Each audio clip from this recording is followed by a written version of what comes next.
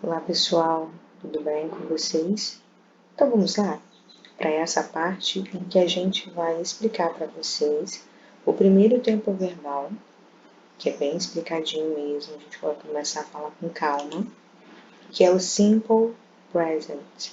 Simple Present, gente, é como em português a gente diria o presente simples, ok? E a primeira parte, por quê? Porque a gente combinou que eu iria dividir em pequenos vídeos. Então vamos lá. O Simple Present, assim como o presente em português, ele vai ser usado não só para coisas que estão acontecendo no momento que a gente está falando, ok? Ele vai ser usado principalmente em três situações especiais. Primeiro, para verdades universais. O que são verdades universais? Coisas que sempre são assim e em qualquer parte do mundo a gente sabe que são assim. Exemplo, esse exemplo aqui comigo do número 1. People laugh. Pessoas riem. Eu não conheço algum lugar que pessoas latem, nem outro, né? Nem outros diferentes. Então, em todos os lugares, isso serve como uma verdade universal, porque isso é realidade em qualquer parte do mundo. Então, pessoas riem. Eu estou falando isso no presente, não necessariamente que tenha alguém sorrindo ou rindo do meu lado. Ok? Número 2. Ações habituais, coisas que eu sempre faço, né, rotineiramente. É um hábito. Exemplo aqui, I study every day. Eu preciso estar estudando no momento que eu estou falando? Não. Eu digo, eu estudo todo dia. Quer dizer, eu não preciso estar estudando no momento que eu estou falando. E isso é uma ação habitual, é uma ação corriqueira, é uma ação que se tornou um hábito. Perfeito? Número 3. Ações planejadas para o futuro. Aqui, gente, prestem bem atenção. Existe um tempo verbal para isso, mas eu posso usar essa frase aqui no presente. Vamos ouvir primeiro, vamos ver o que significa. I start my new job on Monday. Eu começo meu novo trabalho na segunda. Ainda que eu ainda vá fazer isso, eu coloco que eu vou começar, que eu começo meu trabalho na segunda, porque provavelmente já existe um plano. Por isso que eu estou falando de ações planejadas. Eu não estou falando isso porque eu acredito que eu vou ser chamado amanhã para o trabalho ou que eu vou ser chamado. Não é uma previsão no sentido de adivinhar. Aqui, provavelmente, eu já fui, né? Já fiz a entrevista, já recebi uma convocação, já está tudo combinado, já, né? Tudo que foi feito, tudo já foi acertado para eu começar na segunda, ok? Então aqui eu já digo, eu não vou dizer eu começarei, eu posso dizer? Posso, mas eu também posso usar essa fala no presente. Eu começo meu novo trabalho na segunda, ok? Então vamos lá, dando sequência aqui. Justamente com o presente, né, com o simple present, eu vou usar alguns advérbios de frequência. Só para a gente recordar aqui, advérbios, gente, são palavras que reforçam, né, que complementam o verbo.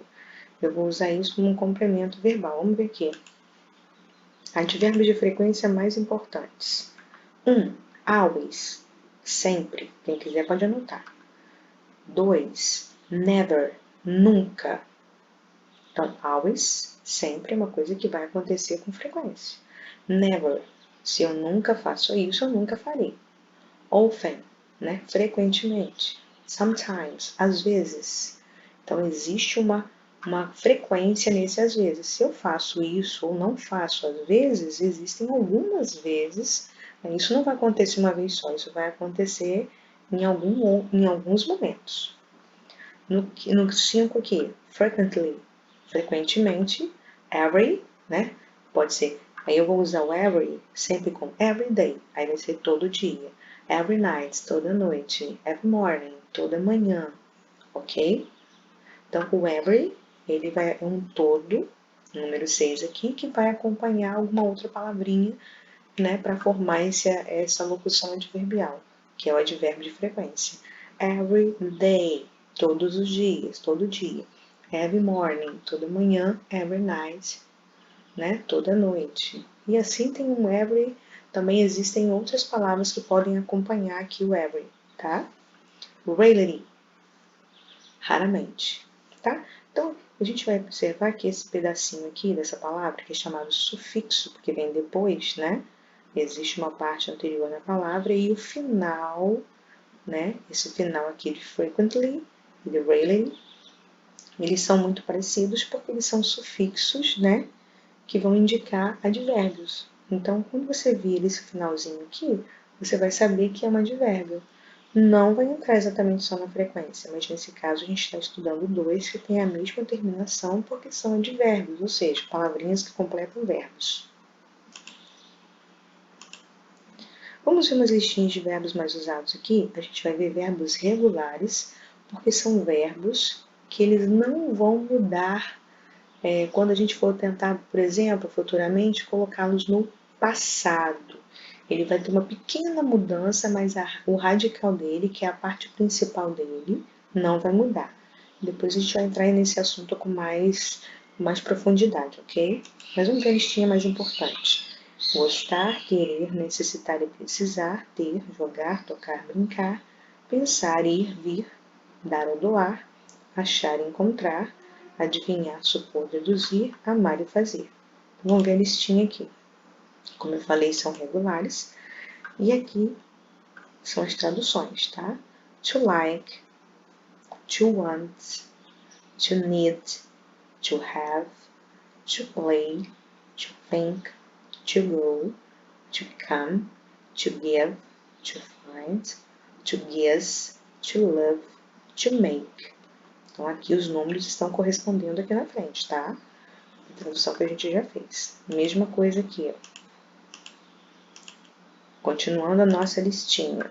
Agora eu vou falar a parte em inglês aqui. Vocês já sabem que a tradução está aqui na frente, beleza? To take, to know.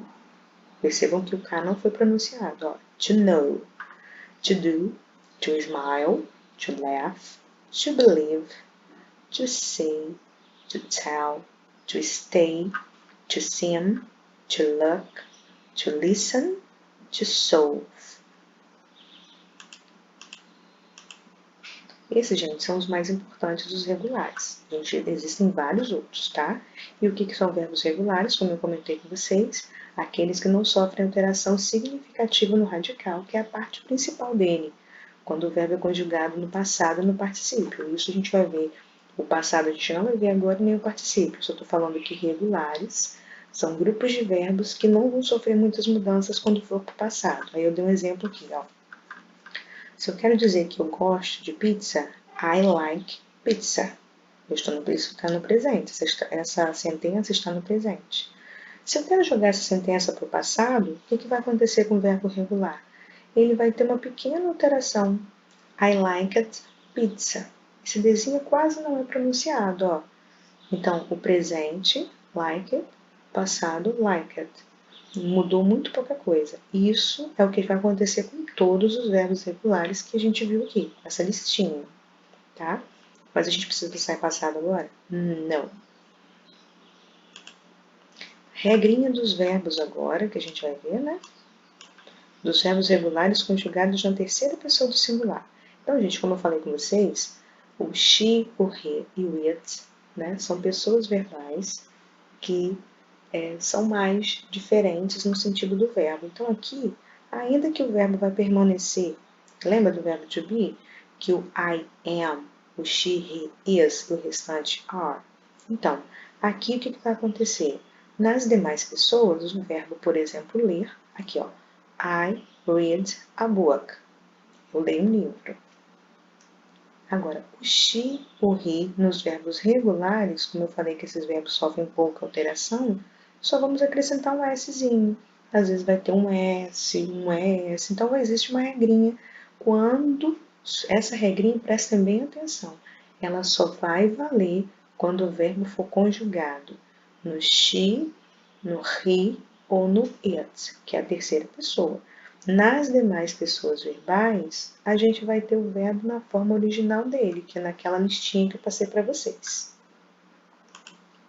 Então, vamos ver os casinhos especiais. Com verbos terminados em CH, SH, OSZ, por exemplo, no verbo watch, que é o verbo lavar, se tiver na terceira pessoa do singular, he, she ou it, ele vai ganhar um S. Watches. Qualquer terminação dessa vai receber ES. Beleza? Agora vamos ver quando os verbos estiverem terminados em Y e a pessoa verbal for he, she ou it. Eu vou tirar o Y, troquei pelo I e ganhou o ES também. A única diferença entre o verbo try, que é o verbo tentar, e o verbo watch, que é o verbo lavar aqui, é que o watch pode ganhar o ES direto, quando tiver conjugado na pessoa she, he ou it. Agora, o verbo try, tá? A gente, na terceira pessoa do singular, que é o he, she, it, que eu tô falando o tempo inteiro, a gente vai pegar todos os verbos que tiverem terminados em Y, só que tem que ter um detalhe, gente, tem que ser terminado em Y e tem que ter uma consoante aqui, ó. Os verbinhos que tiverem terminados em Y e aqui não for uma consoante, eles vão ter a terminação acrescentando apenas o S, como é a regra geral. Essas aqui são os casos especiais. E por último, nós temos um verbo que, apesar de ser regular, ele vai ter uma mudança em mais de uma letra, que é o caso do verbo to have, que é o verbo ter. Quando tiver conjugado, né, na terceira pessoa do singular, que é he, né, she, he ou it, a gente vai mudar. Ó. Em vez de ser have, ele vai ser chamado de has. A gente vai escrever assim. Mas ele é um verbo regular porque ele consegue manter uma boa parte do que ele era originalmente. Só é um verbo um pouco mais especial quando é conjugado na terceira pessoa, tá bom? Então a gente fica aqui nessa primeira parte. Não esqueçam de pegar a apostila que eu vou anexar exatamente igualzinho para vocês poderem fazer a marcação e tudo mais, tá bom? Obrigada, thanks!